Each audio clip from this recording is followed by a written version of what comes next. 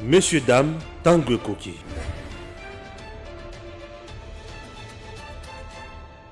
Enfin, la loi sur la CENI a été promulguée par le président de la République, son Excellence Félix-Antoine Tshisekedi.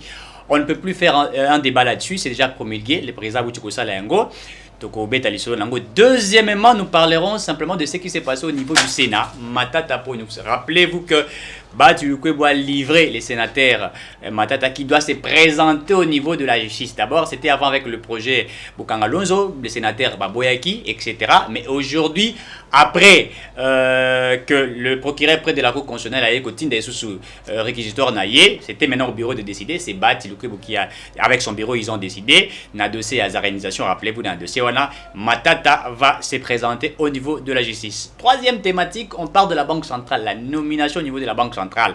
Le biais était la dame qui a été nominée, qui a été nommée par le président de la République, Malandou Kabedimboui, cette dame-là. Certains disent qu'elle a la compétence, d'autres disent qu'il fallait nommer Motomosus, etc. Il y a beaucoup de polémiques là-dessus. On va certainement discuter par rapport à ces débats aussi au niveau de la Banque centrale. N'oubliez pas qu'aujourd'hui, au niveau de l'Équateur, il y a le gouverneur qui vient de tomber, M. Bob Boloko, qui est tombé en assemblée provinciale à Outikoko. Il s'est eu incompétence, etc. Mais qu'est-ce qui fait qu'aujourd'hui, nous ayons ces débats sur le gouverneur? Il y a, rappelez-vous, Zoé est tombé, Maouéja est tombé, aujourd'hui c'est Bob, demain après c'est quelqu'un d'autre, etc. Qu'est-ce qui s'est fait au niveau de l'assemblée provinciale? Est-ce qu'il y a, on peut revoir cela? Maramaba assemblée provinciale, Wane Utawapi, Maramaba gouvernement provinciaux et Utawapi. On va vraiment débattre là-dessus pour savoir réellement de quoi il s'agit. Mais on en parle certainement, mais on va en parler avec qui aujourd'hui? On en parle avec un politologue. Il va se présenter beaucoup. Il est aussi coordonnateur de la dynamique de politologue de la République démocratique du Congo. Avec lui, on va discuter sur toutes ces thématiques. Il s'agit bien de M. Christian Moleka, politologue.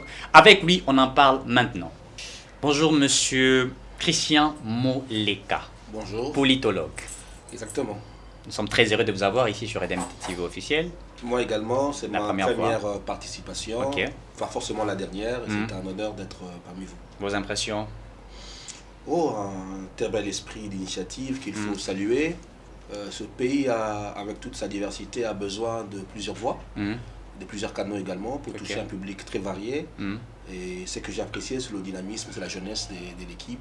C'est également cette volonté de bien faire les choses, donc on ne peut que saluer cela. Merci beaucoup. La loi sur la CENI, le chef de l'État vient de promulguer cette loi.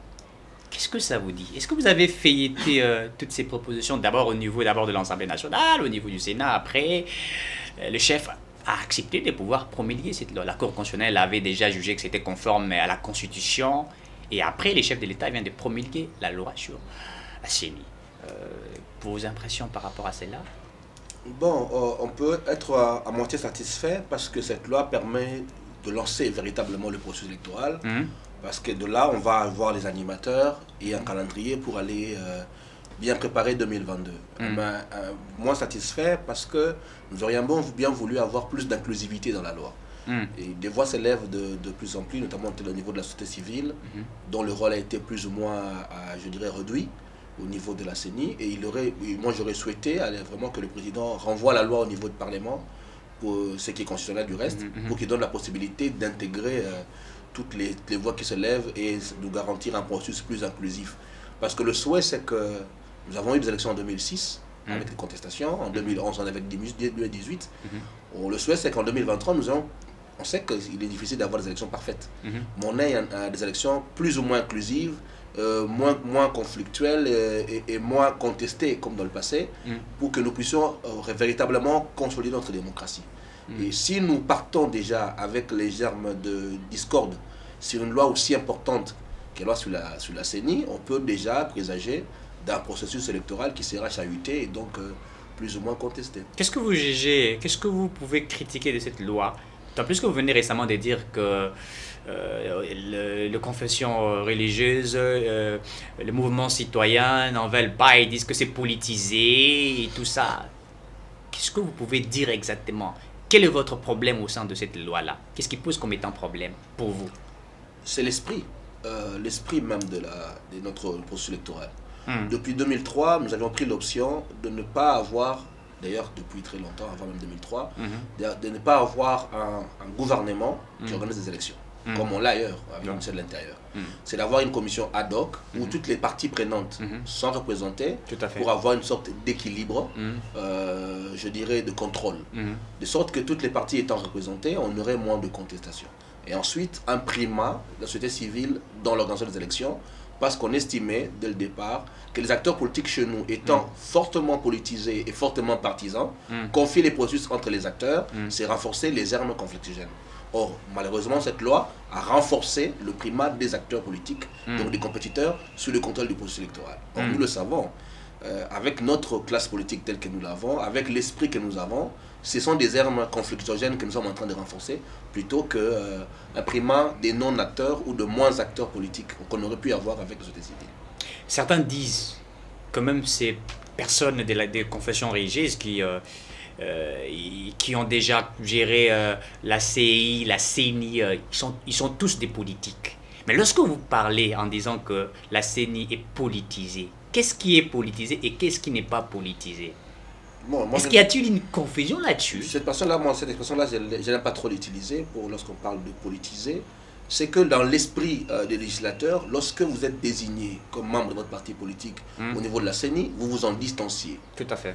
Mais ce n'est pas l'esprit qu'on a toujours vécu depuis. On a des acteurs qui manifestement restent en attache avec les partis politiques et viennent travailler pour leur parti politique au sein de la CENI. C'est-à-dire que même dans la pratique électorale, nous sommes loin de l'esprit des lois.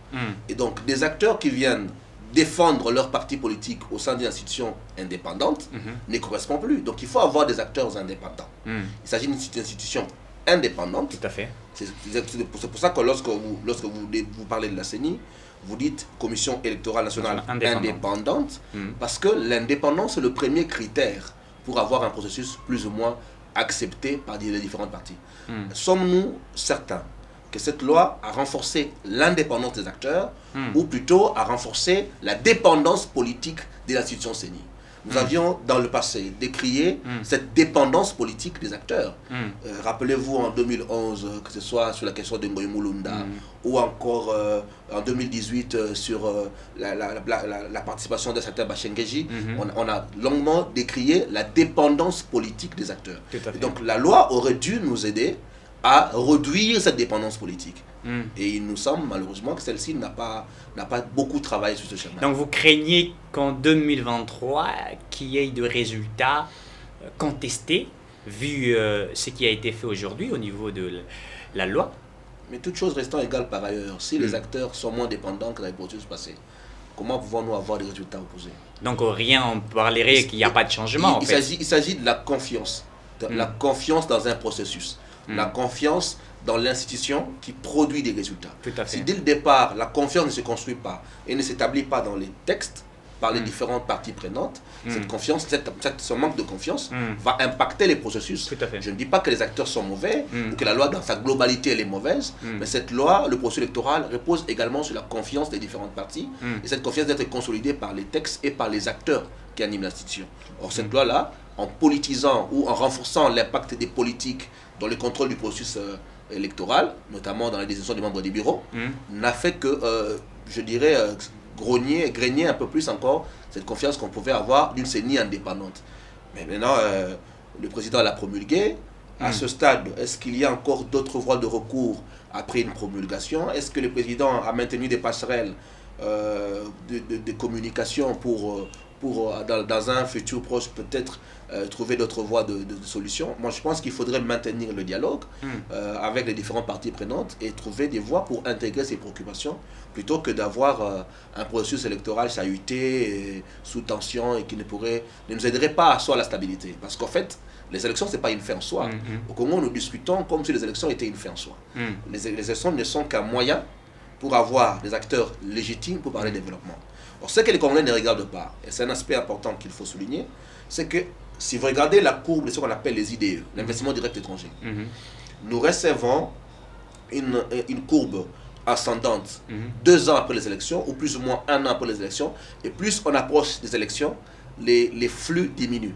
Ça veut dire que nous sommes un pays à risque, et qu'à chaque moment que nous sommes à la veille des élections, il y a tension, les investisseurs stoppent leur investissement et ne reviennent qu'après une année lorsqu'il y a stabilité. Là. Tout à fait. Ça veut dire que nous allons avoir un processus qui va bloquer le développement, parce qu'il va créer une perception négative des partenaires et donc qui va bloquer l'élan des développements, puisque ce n'est qu'une année après que les idées reviennent. C'est un facteur sur lequel nous ne mettons pas beaucoup d'attention, puisque nous restons sur le processus qui n'est qu'un moyen, non pas une finalité. Très bien.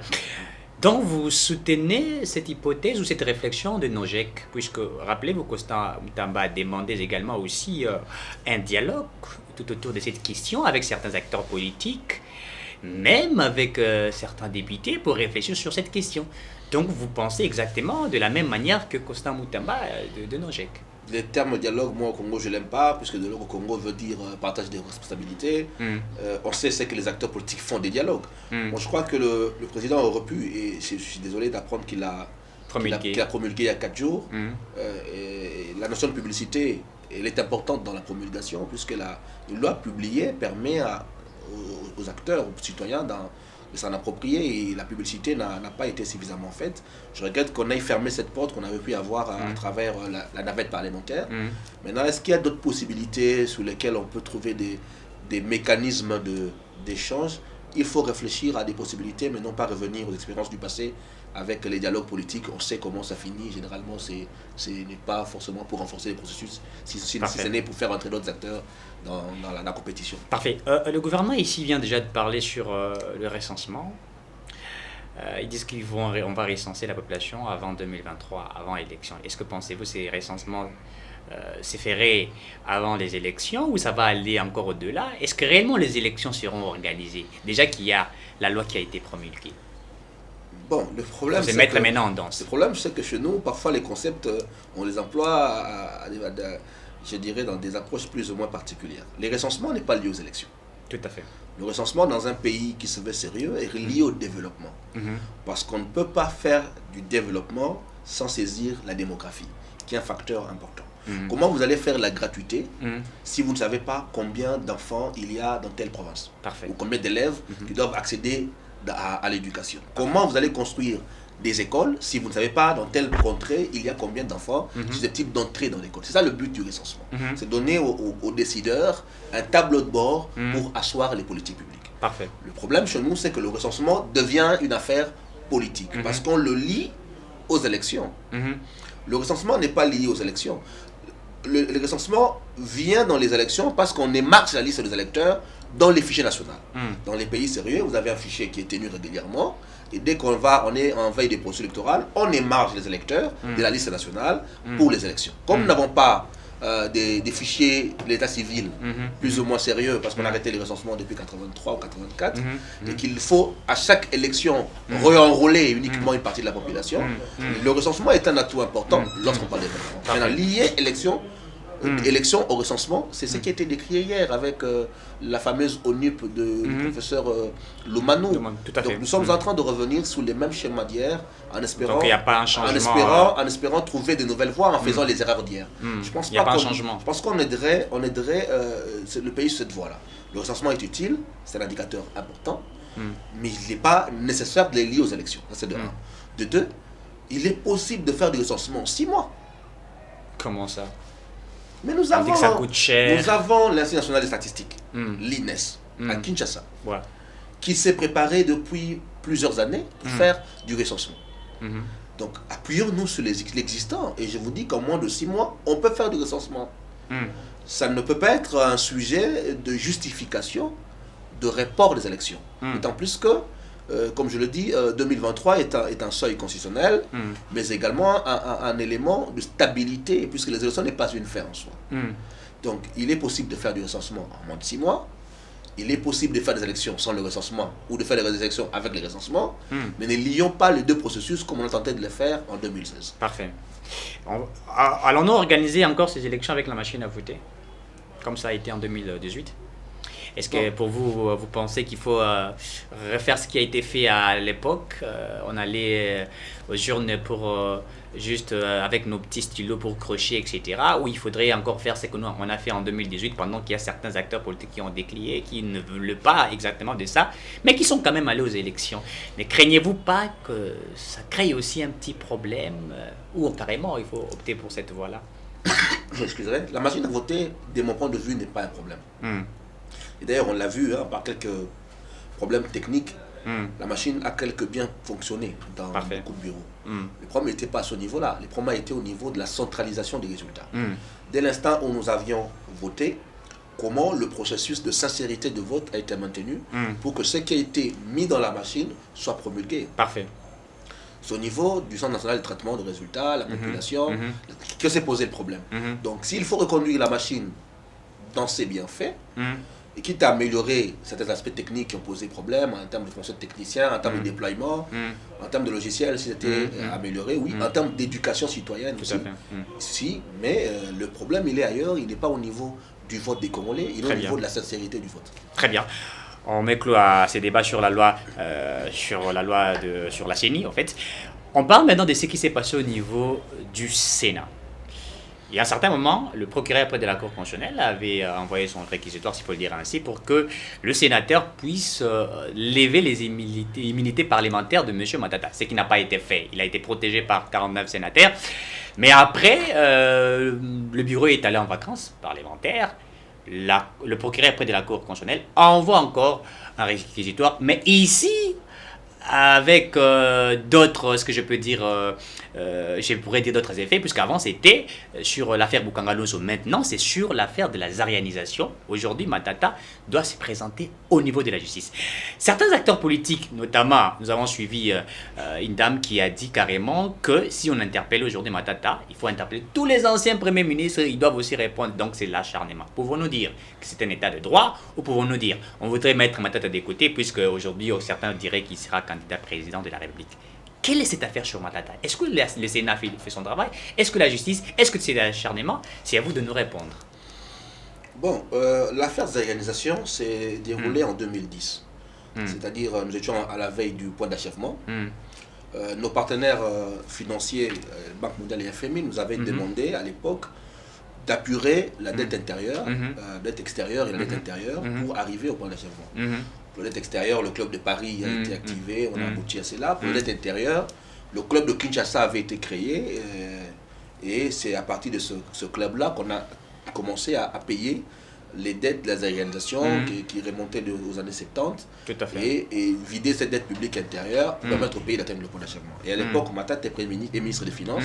C'est un certain Mouzitou qui est Premier ministre. Tout à fait. Bon, vraisemblablement, le procureur semble s'intéresser uniquement sur le travail du ministre des Affaires des Finances de l'époque. Et il y a quelques mois, il s'intéressait au travail du Premier ministre de l'époque. Il s'agit de la même personne, à des fonctions très différentes. C'est ce qui paraît assez compliqué, intéressant de voir que sa gestion est passée au crible de manière très personnalisée. Et c'est peut-être pour ça que beaucoup disent qu'il s'agit des attaques liées à sa personne, puisqu'on prend deux moments de sa gestion à des moments différents, à la fois comme ministre des Finances, mais également comme Premier ministre. Tout à fait. Mais en même temps, il faut ajouter que comme acteur politique, il est rédévable. Il est rédévable de sa gestion, il est rédévable de ce qu'il a fait. Et qu'à un moment, on peut certes, oui, parler d'un intérêt très particulier sur sa personne, ou à un moment, on peut également soulever sa propre responsabilité comme acteur dans la gestion de l'État, ce qui doublement est valable. Maintenant, le Sénat, le sénateur Matata a été... le Sénat s'est plutôt devait se prononcer sur la levée d'immunité du sénateur. La plénière l'a refusé. Le bureau a décidé en vacances, puisque la Constitution le règlement lui permet, d'élever les immunités. On peut politiquement constater que la démarche première ayant échoué, puisqu'il y avait une obligation de gérer plus ou moins 50 sénateurs pour cette question-là, la question est revenue de manière très précise sur le bureau, c'est 7 membres, et plus ou moins devant l'obligation de loyauté du président Bahati, qu'on a longuement chargé d'avoir été très relaxant sur la première démarche. Donc cette question elle a des colorations politiques parce qu'il s'agit des acteurs politiques.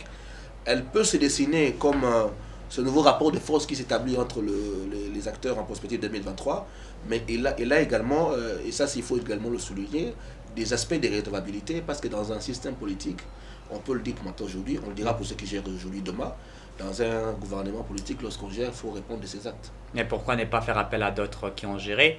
Donc Francine Mouyouma a carrément raison quand elle dit pourquoi simplement Matata, Mouzi, tu étais là, il y a des anciens ministres, il faut voir tous ces ministres, pourquoi seulement lui?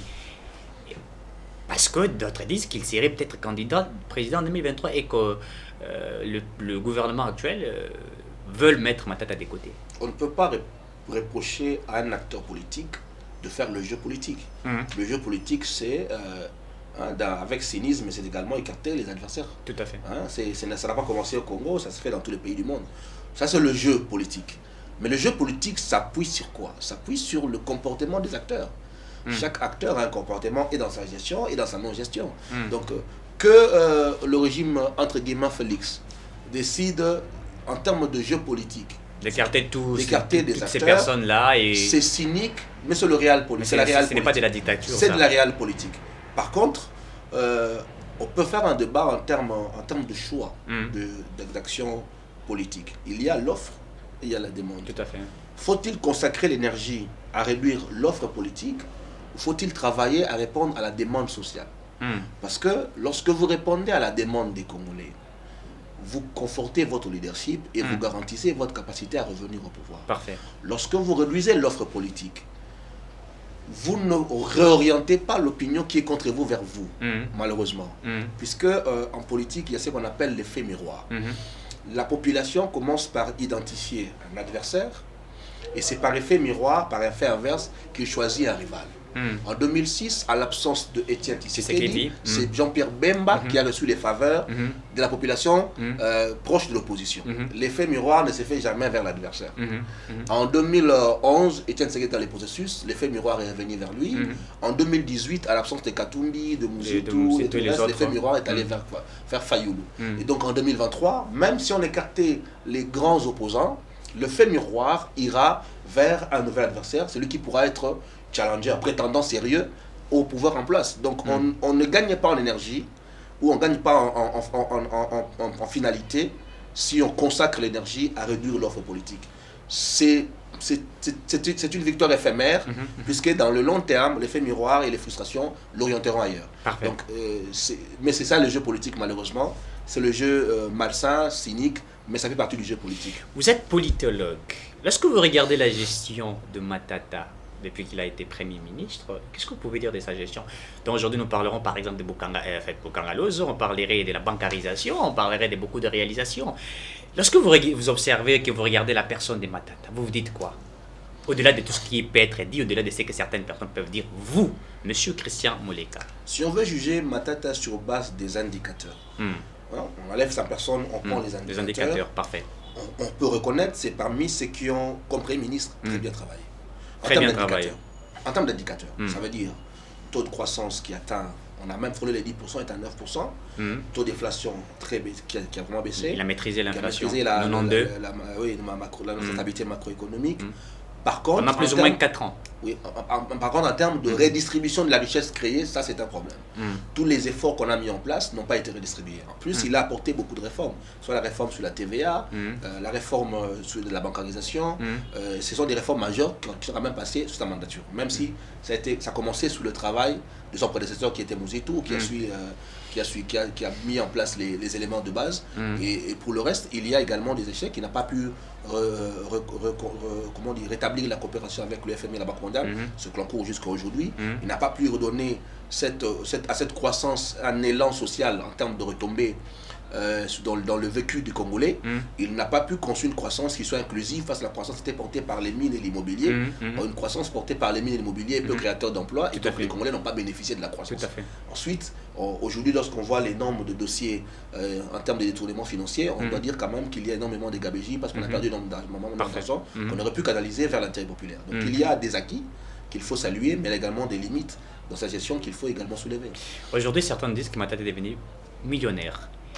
Il aurait sous sa gestion aussi n'est-ce pas, jouer un lobbying au niveau de la Banque centrale sur les comptes, les cartes qu'on appelle cartes Visa, dont certains dénoncent ici. On dit sous Matata, Bukanga Alonso, détournement de plus de 300 millions de dollars. On dit sous Matata, la gestion, comment dirais-je, de beaucoup de secteurs était un peu bafouée. Tout ça, on cite sur Matata. Pouvons-nous dire que M. Matata avait, il a ses leaderships de pouvoir bien gérer pendant qu'on nous cite tout ce que je viens d'évoquer ici présent? Bon, il y a, je reconnais, de l'actif, mais également du passif dans sa gestion. Il y a énormément de projets de partenariat public-privé qui ont été boutiqués ou plus ou moins élaborés sur sa mandature, qu'il s'agisse de Bukanga Alonso, qui est l'un des modèles de PPP, avec le programme, le parc agro-industriel qu'on a tenté, l'expérience. Et dans ce genre de marché des PPP, il y a énormément d'opacité financière qui sont aujourd'hui soulevées, qui demandent également beaucoup plus de clarté. Mais néanmoins, comme acteur, on peut le reconnaître quelques pas qu'il a tenté de poser, mais également des limites à son action, comme je l'ai dit tantôt. Parfait. On clôture ces débats sur Matata, on clôture ce débat sur le Sénat. Parlons maintenant de la Banque centrale. La nomination. Le président vient de nommer une dame, pour la première depuis 1960. Elle s'appelle Malandou Kabedi Mbouyi, qui vient d'être nommée. On dit qu'elle a plus de 30 ans d'expérience au niveau du Fonds monétaire international. On dit que c'est une dame de fer, c'est une dame forte. Mais elle est du Kasaï. Certains disent qu'elle est du Kasaï. D'autres traitent le président Félix Tshisekedi d'un homme qui ne fait que amener ses frères du Kasaï. Je vis même certains journalistes en parler beaucoup plus. On dit qu'il fallait nommer certaines personnes et tout ça, les débats sur ça. Parlez d'abord au niveau, faites des réflexions au niveau de la Banque centrale. Est-ce qu'il y a-t-il eu des avancées avec Deo hier ou Massangou? Est-ce qu'il y a eu des avancées avec cette nomination? Essayez un petit peu de réfléchir sur cette question de la Banque centrale. Bon, au Congo, nous avons malheureusement l'habitude de discuter de l'accessoire. Et nous passons à côté des questions de profondeur. Cette fixation qu'on a fait sur l'attribut de la dame, justement pour moi c'est l'accessoire qui fait oublier le débat profond. Le vrai débat. Le vrai débat, c'est que le président de la République aujourd'hui est en train de rechercher un programme avec le FMI. Et que le FMI, parce qu'on cherche un plan triennal pour financer le développement, tout à fait. vous donne des conditions. Des conditions, ouais. Et parmi les conditions, c'est d'avoir une banque centrale plus ou moins indépendante des pressions politiques. Et pour cela, on vous donne un profil d'un technicien produit de FMI. Dont la dame Malandou qui est aujourd'hui au sein du FMI. L'enjeu de sa nomination, c'est le processus de dépolitisation de la Banque centrale, son indépendance plus ou moins, des politiques. Parfait. Et pour le FMI, le contrôle d'argent qu'ils vont verser. Si demain ils entreront en programme avec le Congo, ils ne vont pas donner l'argent pour que vous le bouffiez, comme on a tout ici, tout à fait, détournement. Et ils ont besoin d'avoir un œil avec une personne sûre qui connaît la chose. C'est ça l'enjeu. Et donc, il faut regarder le profil de la dame. Il faut questionner l'expérience qu'on a eue hier avec la Banque mondiale, que ce soit avec Blomantel dans les années 80 ou avec Kengwa Dondo, Premier ministre, dans ce que nous avons comme approche de développement. Est-ce que la coopération avec la Banque mondiale, la recherche de l'emprunt peut garantir les développements? Le Premier ministre a présenté un budget de 36 milliards sur 3 ans. Ça veut dire qu'il faut multiplier plus ou moins x6 les recettes. Est-ce qu'en prenant l'option d'aller vers les institutions de Bretton Woods, ce modèle de développement qui a montré ses limites dans les passés, peut-il nous garantir demain les développements? C'est le débat que nous ne faisons pas. Voilà, nous restons fixés sur l'attribut de la dame. Et si vous regardez l'équipe de composition, vous verrez que le président a en quelque sorte entouré la dame des politiques. Il y a Fikiri qui est président de la Banque centrale, membre de l'Union sacrée sénateur, mais également Pambo Pambou de l'UDPS. Ça veut dire il y a cette volonté de montrer à la Banque mondiale, oui, que nous voulons cette indépendance, cette ouverture, mais de garder également la main politiquement en mettant en place à côté des hommes qui sont plus ou moins de son obédience. C'est ça l'équilibre qui a été présenté. Mais voyez-vous, nous avons uniquement concentré le débat sur l'attribut de madame. Excusez-moi, ce qui, de mon point de vue, n'est pas prioritaire. Maintenant, si on revient sur la question de l'ethnicité, le Congo est un pays qui a plus de 400 tribus. où l'équilibre géopolitique est toujours très difficile à trouver. Ce qui donne l'argument s'appuie sur les nominations du passé. Alors, si vous regardez, effectivement, il y a une spatialité dans le pouvoir, c'est-à-dire la relation entre le pouvoir et l'espace. Le président Félix, depuis qu'il est au pouvoir, a un rapport avec l'espace qui est très restreint. C'est-à-dire, c'est son foyer, son bassin naturel qui est le Kasaï. Ensuite, il s'est ouvert au sud Kivu de Caméré, de telle sorte qu'au départ, l'ossature du pouvoir, c'est Kasaï, sud Kivu. Vous allez à la présidence, vous trouvez cette répartition-là. Cette spatialité-là, elle est très restreinte. Pour un pays comme le Congo, avec sa grande diversité, on ne peut pas construire très longtemps un pouvoir, cette spatialité-là. Il faut en sortir. Et donc, ouvrir largement la spatialité du président en allant intégrer les zones des Bandundu, les zones de l'Équateur, et ainsi de suite. Ce travail-là demande un travail de détection, un travail de temps, de confiance, de choix des collaborateurs. C'est un travail laborieux, mais qui doit être pensé au niveau des états-majors, de ceux qui sont autour du président, pour élargir la spatialité et sortir un peu de ce débat malsain sur la tribu, parce que la spatialité, elle est très petite. D'autres iront plus loin, pour dire, si vous regardez dans la spatialité du président, le facteur diaspora Belgique joue un rôle important, puisque Madame Mbouyi est également un Belgicain, elle a fait le vin. Et donc, vous avez cette spatialité-là, très réduite, qui se limite à diaspora, Europe continentale, Belgique, Kasaï, Sud Kivu, qui ne favorise pas cette consolidation de l'équilibre géopolitique. Et cet argument-là, pris dans ce sens-là, peut être compris, mais si une Kassaïenne a les compétences nécessaires, on ne va pas la nommer parce qu'elle est Kassaïenne, je ne pense pas. Par contre, il faut élargir la spatialité pour permettre à ce que l'équilibre géopolitique soit respecté. Comment fait-on pour nommer un gouverneur de la Banque centrale? Est-ce que c'est le président qui décide, il y a le profit ou ce qu'il lui voit, ou c'est par exemple, comme vous venez de dire, qu'il y a cette affinité entre la FMI et la République démocratique du Congo, ou carrément il y a d'autres voies? Comment fait-on exactement pour qu'aujourd'hui certains ne nous disent pas que c'est le président Félix qui a imposé cette dame? C'est une institution très importante dans notre pays. D'ailleurs, il est inscrit dans la Constitution, on a même défini ses conditions de fonctionnement, parce que la gestion de la politique monétaire repose sur la Banque centrale. Tout à fait. Et donc, lorsque le président de la République doit nommer un gouverneur de la Banque centrale, il le fait avec les conseils de son ministre des Finances, qui est également autorité qui est de tutelle des institutions bancaires. Et donc, il est très logique que le président prend l'avis du ministre des Finances.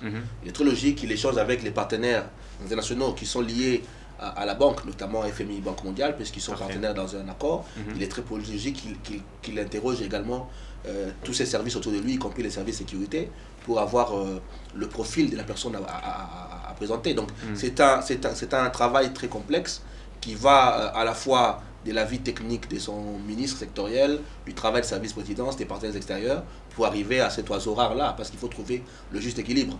Le président n'est pas forcément libre de ses mains, il a des cartes à jouer, certes, mais il faut interagir avec les partenaires extérieurs dans le choix pour aboutir à, je dirais, un compromis. Puisque l'acteur qui sera mis à la tête de la Banque centrale, cet acteur-là sera également amené à négocier avec le FMI sur le plan triennal. Donc vous n'allez pas amener au niveau du FMI un acteur peu crédible sur lequel ils ne pourront pas s'appuyer. Donc ils ont besoin d'avoir un profil qui répond à cela. Dans le passé, parmi les raisons pour lesquelles Massango est arrivé à la Banque centrale, c'est que Massango faisait partie de la Citi, le groupe Citibank, qui est venu en premier, après les guerres, consolider nos acquis. Il fallait une confiance. Et pour avoir cette personne de confiance, le profil de Massango correspondait. Il était plus ou moins proche également du président Mouzet de l'époque. Donc on a toujours cette volonté de rapprocher le compromis avec les partenaires extérieurs, mais également de trouver un homme en interne qui répond à la fois au profil technique, mais également à un contrôle politique plus ou moins sûr. Mais on a dit que Deo Gracias n'était pas fin mandat, et que comment on a pu mettre Deo Gracias de côté. Et deuxièmement, qu'est-ce que vous pouvez reprocher de Deo Gracias comme un ancien gouverneur aujourd'hui? Il a été nommé par les présidents de la République comme PCA, je crois que c'est une entreprise qui est dénommée ARCA. Je crois que nous avons un président qui est pressé. C'est ça un président qui est pressé. C'est-à-dire qu'il n'agit pas selon les temps. Il est pressé par rapport au temps qui lui reste pour avoir un bilan. Il a perdu 2 ans, il répète lui-même tout le temps qu'il a perdu 2 ans. Il ne lui reste que 2 ans pour avoir les élections. Et donc s'il n'arrive pas un accord très, très rapidement avec le FMI pour financer des projets de développement pour les 2 prochaines années, il n'aura pas un bilan en fin de mandat. Vous dites qu'il restait 2 ans à Deo Gracias, 2 ans veut dire 2023. Ça veut dire, si les conditionnalités de la Banque mondiale l'imposent, avoir aujourd'hui un profil pour avoir un accord et qui lui permettrait d'avoir un résultat, politiquement, il ne fait qu'agir ainsi. Il n'a pas violé les textes, il n'a pas violé, puisqu'il y a un mandat de 5 ans qui est bien établi. On pourra toujours faire un débat de droit, on peut faire un débat de droit sur les mandats, mais moi je te parle comme politologue. En termes stratégiques, en termes tactiques. Lorsque vous êtes stratégiquement en recherche de résultats, vous prenez les éléments stratégiques qui vous amènent vers un objectif. Et ce qui semble être l'objectif aujourd'hui du gouvernement, c'est d'arracher l'accord avec le FMI pour pouvoir bénéficier de ça 1,5 milliard sur 3 ans. Ça vous fait 500 millions de dollars l'an. Et qui pourrait permettre d'engager le plan d'action du gouvernement. Parce que les priorités sont énormes et la République n'a pas d'argent. C'est pas avec les petites mobilisations qu'on fait ici que l'on répondra à ce besoin. Je vous ai rappelé que le Premier ministre lui-même a parlé de 36 milliards. Donc il faut multiplier x6 les recettes. C'est bien de dépasser à 119%. Très bien. D'être à 119%, mais c'est pas x6. Mais s'il faut faire x6, il faut beaucoup plus d'efforts que cela. Et donc un emprunt est un moyen de mobiliser les recettes futures, quitte à ce qu'à les rembourser par le temps. Donc ça semble être la préoccupation du président aujourd'hui. Et tenant compte de l'étroitesse des marges du temps, il a certainement cassé quelques escaliers. La gestion de Deo Gracias, vous en dites quoi? Étant gouverneur de la Banque centrale, il a géré. Vous pouvez faire un bilan de Deo Gracias? Mais c'est très difficile comme politologue de faire un bilan économique d'un banquier. Je laisserai bien cette question aux économistes, ils sont mieux outillés que moi. Par contre, je constate que la dernière sortie sur l'histoire de 100 jours, que ce soit en même temps sur la question des cartes Visa, a démontré des problèmes de gestion.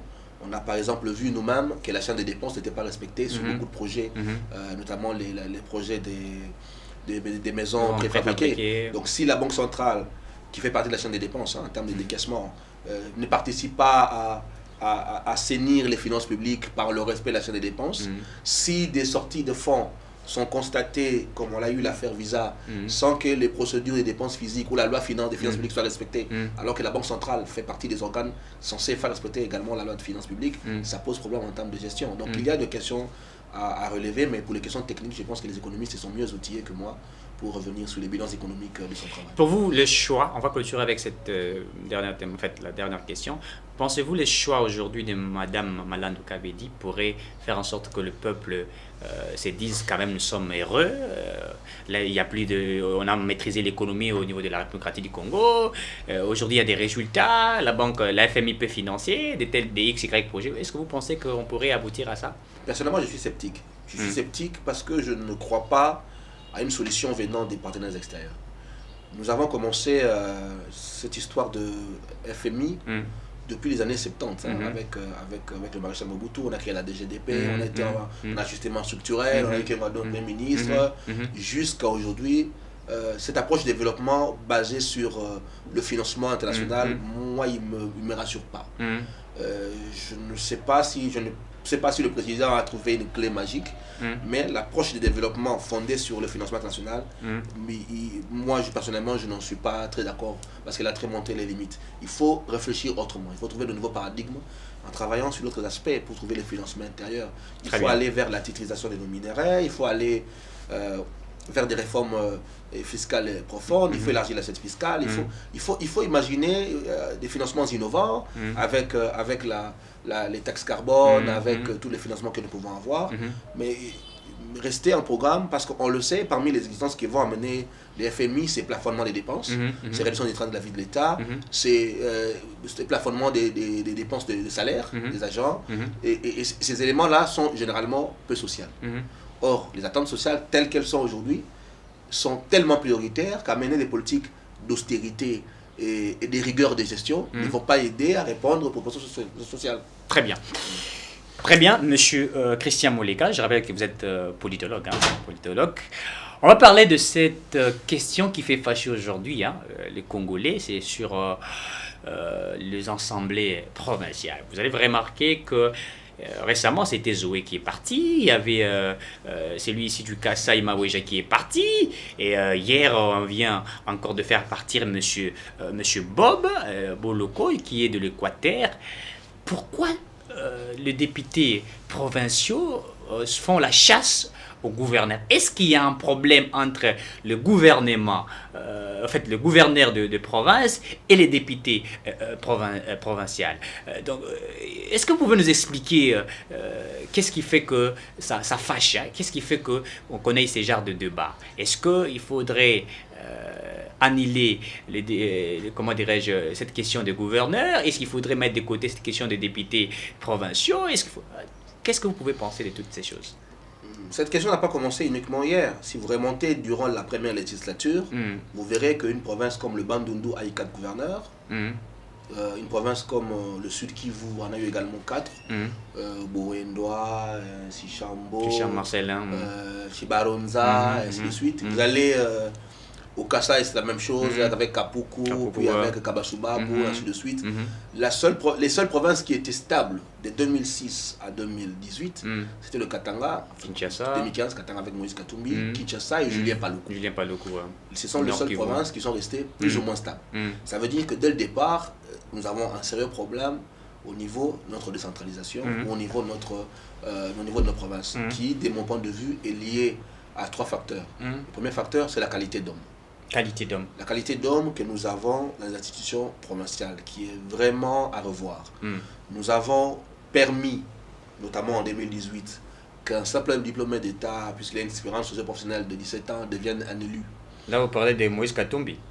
Non, la loi telle qu'elle a été modifiée en 2017, qui permettait si vous avez un diplôme d'État, une expérience socio-professionnelle de moins de 10 ans, devenir candidat. Nous avons allégé les conditions d'accès à la gestion, alors que la gestion nécessite certaines compétences. Ça, on a un certain nombre de qualités d'homme au niveau des provinces. Ensuite, dans beaucoup de partis politiques, la tension a été toujours portée sur les élections nationales, le contrôle du Parlement national et de la présidence de la République.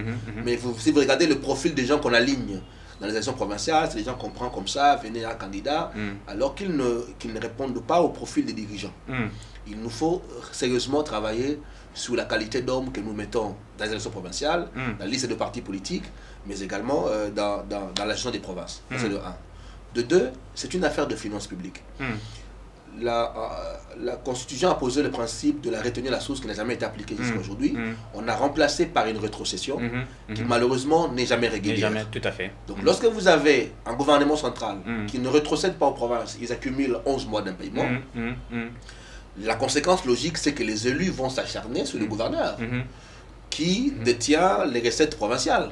Et donc s'il n'y a pas cette entente dans la gestion des recettes provinciales entre le gouvernement provincial et l'Assemblée, ça finit en mention.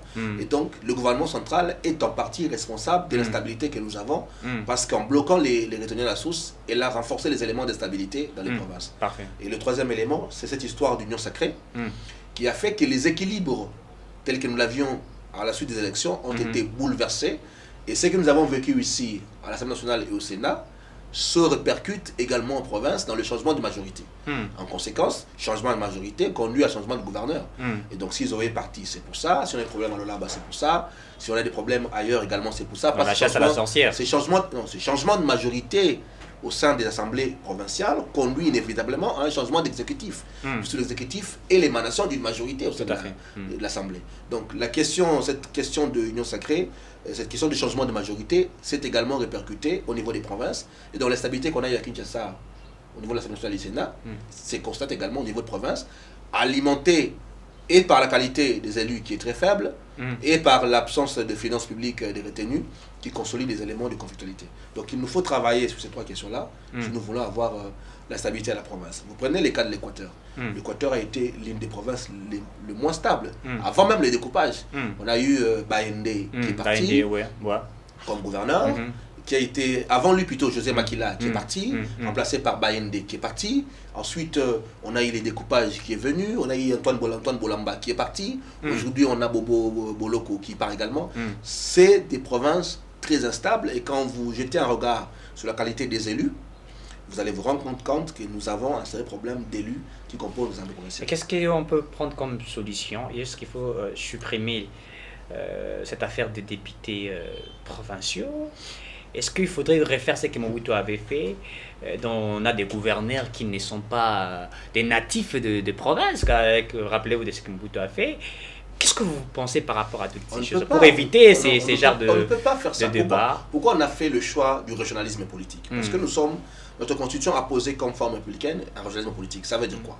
Ça veut dire qu'on ne peut pas avoir le développement à partir de Kinshasa comme point de développement central d'impulsion de développement. S'il faut qu'on fasse une route à Aru, on doit attendre Kinshasa. Cette route ne se fera jamais. Donc vous prenez sur le fédéralisme alors? Le régionalisme politique, c'est un quasi-fédéralisme que nous avons déjà adopté. Parce qu'on a donné de l'autonomie de gestion aux provinces, avec des gouverneurs autonomes, avec des compétences législatives bien connues.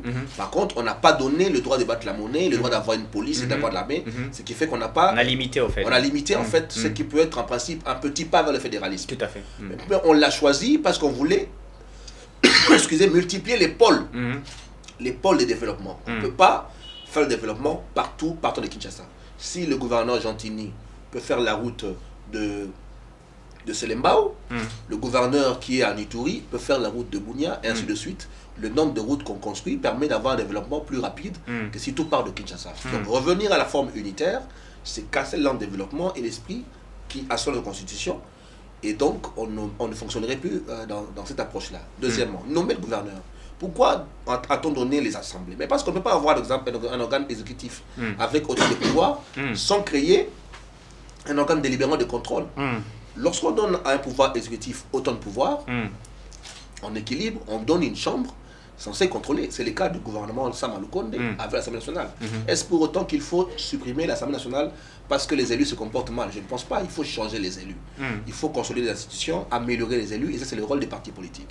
Ça veut dire qu'il faut que nos partis politiques arrêtent de chercher les gens à 2 mois des élections, tout le candidat. Comme on le voit partout, il y a Kalis Teza, Wachakomonayo, vous êtes candidat parti. Il faut que les partis politiques deviennent des vraies machines électorales qui identifient des profils et qui aient des ambitions de contrôler des provinces. Parfait. Donc on n'a pas besoin d'avoir sa même parti politique, tous les partis politiques à l'Assemblée nationale.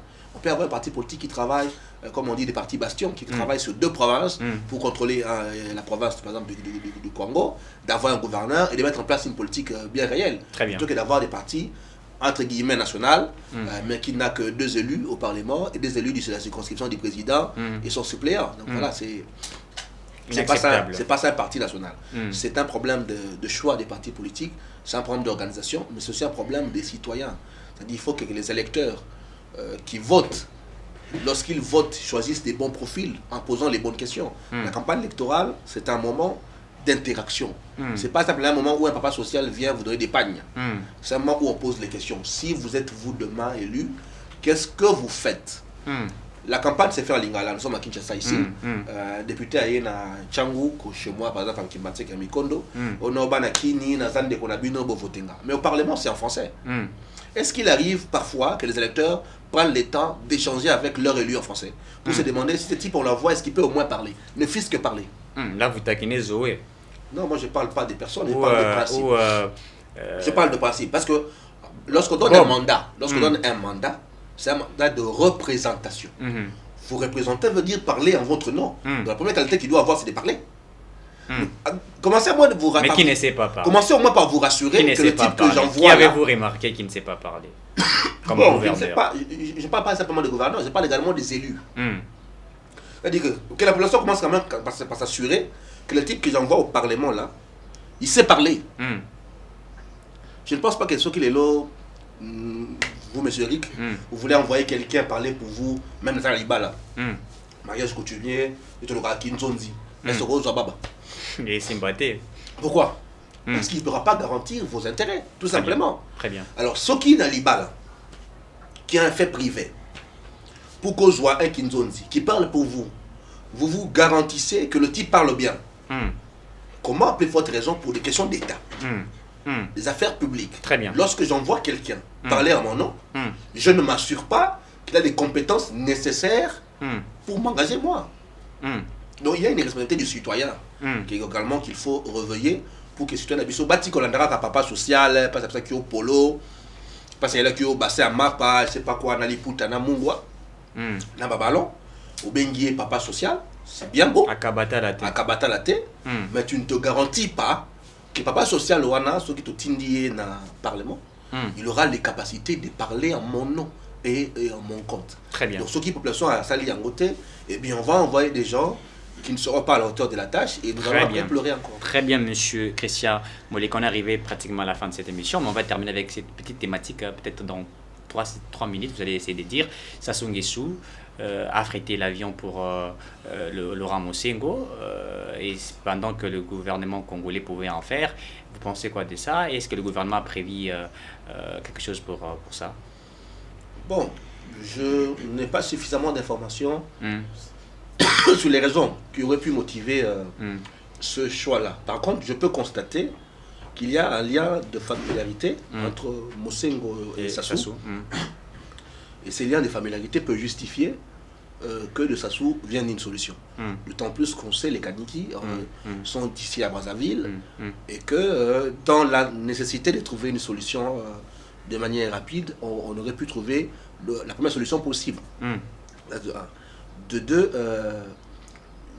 il m'a semblé que l'Église, plutôt le cardinal, avait reçu le chef de l'État. Je ne sais pas à ce stade évaluer quelle était la contribution du pouvoir en place vis-à-vis de ce problème-là, mais je pense que c'est une polémique, comme on aime bien faire au Congo, qui n'a pas de raison d'exister. On ne peut pas résumer l'affection ou la collaboration entre une institution comme l'Église catholique et le pouvoir politique par le fait qu'on donne un avion. On donnerait un avion, ce ne serait pas non plus le signe qu'il y a harmonie entre les deux institutions.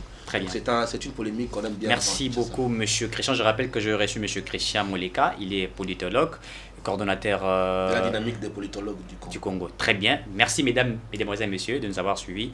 On se retrouve à la prochaine. Merci.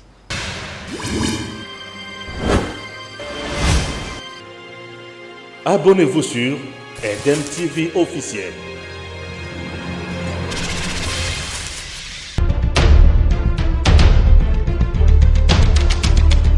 Tango Koki avec Stéphane Balamongue.